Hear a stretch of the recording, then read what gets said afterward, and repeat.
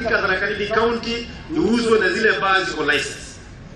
Wale wengine wanajiita brewers, lazima ukuwe na barua ya Kenya Bureau of Standards, lakini lazima ukuwe na barua ya KRA, lazima ukuwe na barua ya county, very important.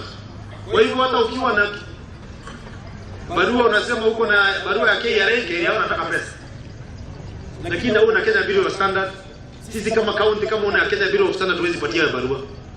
Hata ukienda kotini gani, bora una license yetu, tutasikizwa na jaji atarudi kukuambia lipa license, na sisi ili tukupatie license tunataka kuona ile pombe unatengeneza kama inaua watu wetu ama inawasaidia, kama kuna pombe usaidia.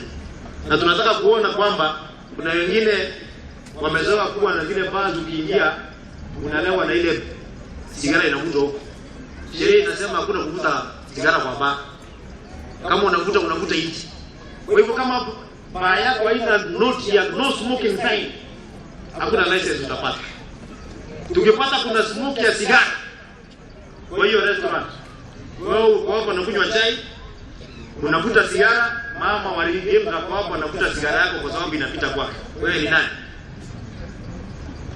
Sigara ikunywe nje kwa sababu ni mali yako ama kwa nyumba yako. Kwa restaurant kunywa chai peke yake. Hiyo ndio ilivyoka. Na hiyo ndio sheria tutafuata.